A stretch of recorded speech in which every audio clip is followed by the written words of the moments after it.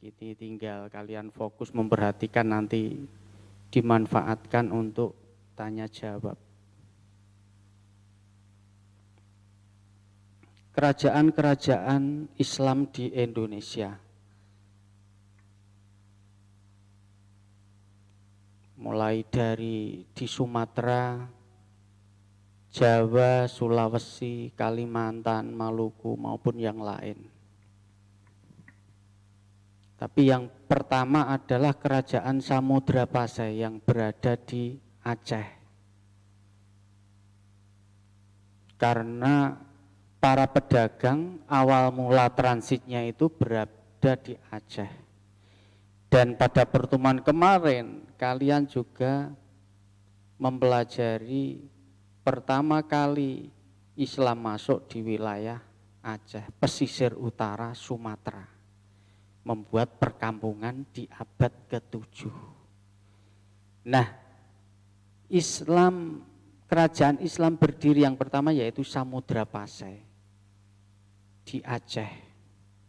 Dan nanti yang akan melahirkan kerajaan-kerajaan berikutnya seperti ada Kerajaan Malaka, Kerajaan Aceh Darussalam, di Jawa ada Kerajaan Demak dan sebagainya, nanti diawali oleh Kerajaan Samudra Pasai.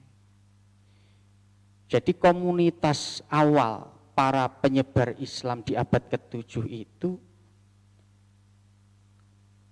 berlangsung hingga pertengahan abad ke-13. Baru berdiri sebuah kerajaan di abad pertengahan 13. Tepatnya tahun 1267 Masehi. Dan kemarin ini sudah dinyatakan oleh Ibnu Battuta maupun Marco Polo ataupun yang lain dengan berdasarkan bukti.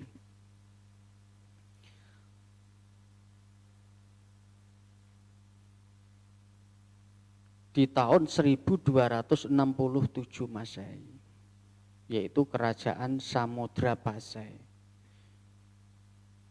Ada dua sebetulnya kerajaan Samudra Pasai, dinasti Meurah Khair yang berdiri abad ke-11 dan Meurah Silu yang berdiri abad ke-13.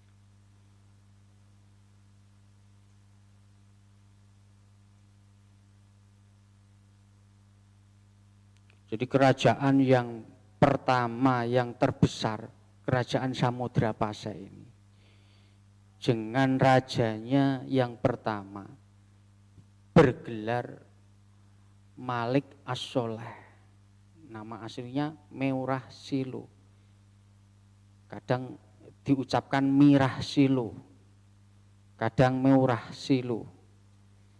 Ini nama sebelum masuk Islam. Dan bergelar Sultan Malik As-Soleh. Di tahun 1285 sampai 1297 Masehi. Kerajaan-kerajaan inilah yang nantinya menyebarkan Islam secara intensif, baik di Sumatera, Jawa maupun di pulau-pulau yang lain. Khususnya yang awal kita mempelajari yang berada di Sumatera, yaitu Kerajaan Samudra Pasai. Berdirinya Kerajaan Samudra Pasai ini atau dinasti Mirah Silu ini berkat dukungan dari kerajaan Mamluk Mesir. Jadi Mesir, ketika kalian mempelajari di kelas 2 itu ada dinasti Fatimiyah, ada dinasti Ayyubiyah, kemudian dinasti Mamluk. Keberadaannya ini setara di Mesir, dinasti Mamluk. Di Indonesia, Kerajaan Samudra Pasai. Jadi mendapat dukungan dari kerajaan Mamluk Mesir. dukungan itu berupa bantuan penobatan. Penobatan itu ya pelantikan maupun dakwah. Bantuan dakwah dan bantuan penobatan. Pengakuan secara formal, resmi, ada kerajaan Islam Samudra Pasai yang dipimpin pertama adalah bergelar Sultan Malik As-Soleh. Karena kala itu di Indonesia, di Jawa masih ada kerajaan Majapahit. Meskipun kala itu sudah mengalami kemunduran. Tapi tetap merupakan ancaman bagi kerajaan Samudra Pasai maupun dari luar negeri. Maka ada dukungan itulah menjadikan modal. Seperti diutusnya Syekh Ismail yang diutus untuk berdakwah sekaligus membantu pelantikan penobatan Malik As-Soleh menjadi sultan pertama di kerajaan Samudra Pasai. Ini karena ada kesamaan. Kenapa dinasti Mamluk Mesir mengirim bantuan ini? Karena ada kesamaan. Sama-sama bermadhab Syafi'i. Mamluk Mesir Syafi'i, dinasti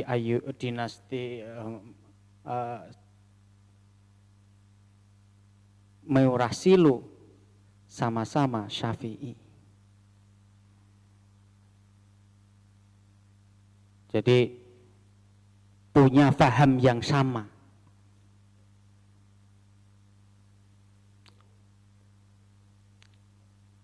Dinasti Meurasilu atau kerajaan Samudra Pasai, perekonomian didukung banyak oleh pajak karena wilayahnya yang banyak perairan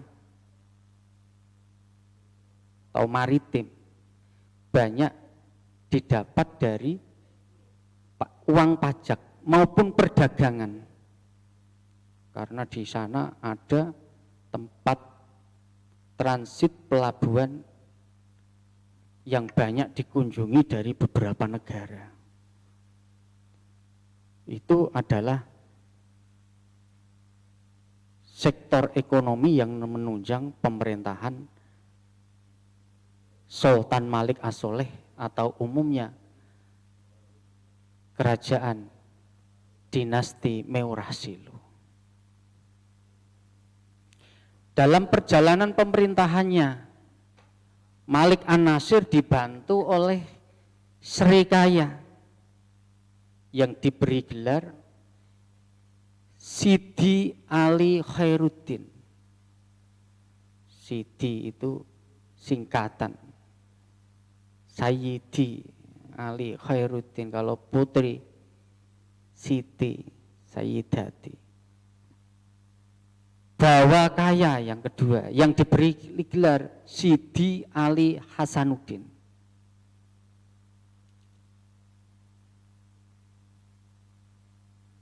Juga datang ada mubalek yang bernama Fakir Muhammad.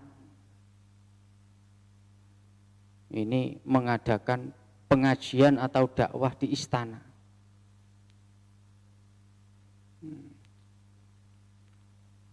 Tidak hanya itu, juga mengirimkan para mubalek ke luar wilayah Sumatera. Awalnya di Sumatera, ke timur, nanti pada akhirnya sampai ke Jawa, dan Jawa nanti juga mengembangkan sampai ke Sulawesi, Maluku dan sebagainya. Ketika Sultan Malik, di sini saya tidak bisa menyampaikan secara terperinci ya semua khalifah, semua sultan karena keterbatasan waktu.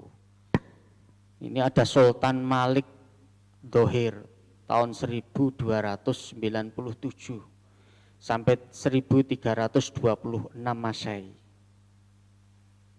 Itu setelah Malik As-Soleh wafat, baru digantikan oleh Malik Dohir. Ini dinasti Meurasilo mengalami kemajuan yang sangat pesat, yaitu mendalami ilmu-ilmu agama dan memajukan kegiatan agama dengan mengirim para mubalek, para penyebar Islam. Jadi misi kerajaan ini tidak hanya faktor ekonomi saja, tetapi juga islamisasi yang terpenting. Ini Ibnu Battuta, seorang musafir dari Maroko juga pernah melewati. Makanya pernah pendapat beliau itu menemukan makam Malik As-Soleh.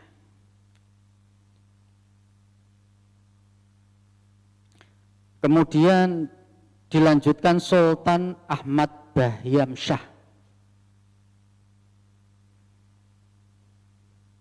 Ini juga masih pesat kemajuannya, baik ekonominya maupun kegiatan keagamaan, penyebaran keagamaan. Jadi penyebaran agama jadi dilakukan secara masif di berbagai wilayah, baik Sumatera maupun luar Sumatera. Di luar Sumatera ini mulai ketika dipimpin oleh Sultan Zainal Abidin di tahun 1348 sampai 1406 Masehi. Meskipun penobatan Sultan Zainal Abidin kala itu masih kecil,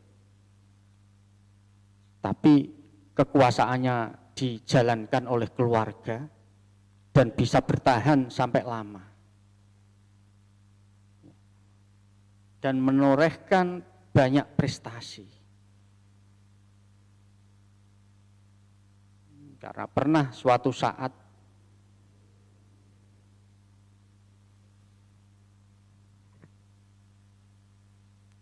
diserang oleh kerajaan-kerajaan lain. Bahkan sampai Sultan Zainal Abidin ditawan.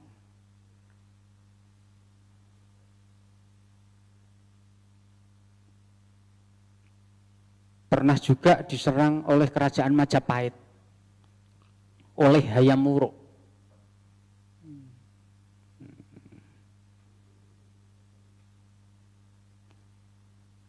Meskipun pernah terjadi antara Sultan Zainal Abidin dengan kerajaan Majapahit yang ada di Jawa, tapi proses islamisasi, proses dakwah tidak terganggu. Maka kala itu pernah mengirim mubalek yang bernama Syekh Maulana Malik Ibrahim dan Syekh Maulana Ishaq. Ini dikala Sultan Zainal Abidin.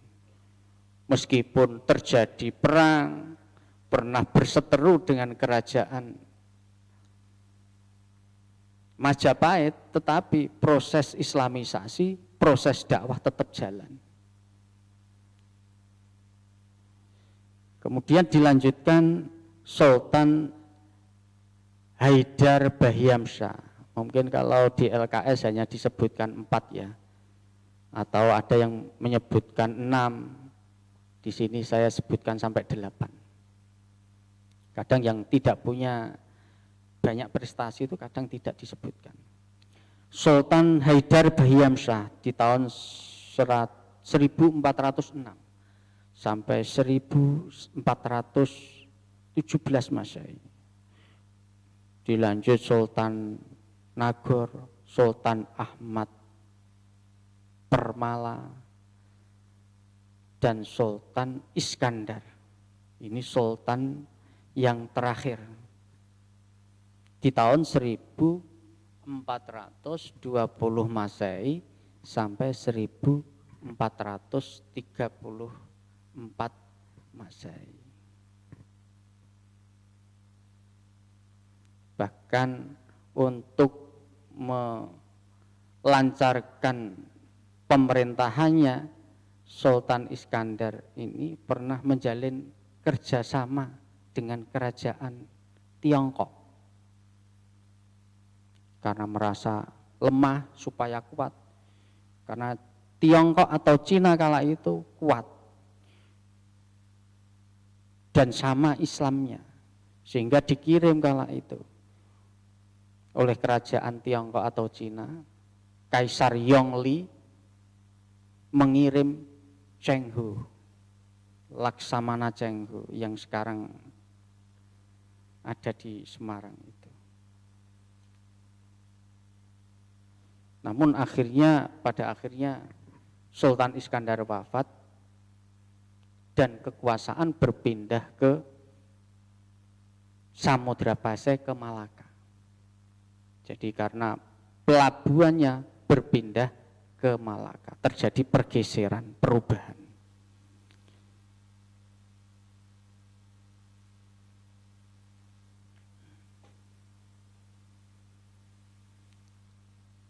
Ini yang saya sampaikan. Mungkin kita bisa lanjutkan karena waktunya sudah 20 menit ya, 20 menit ya.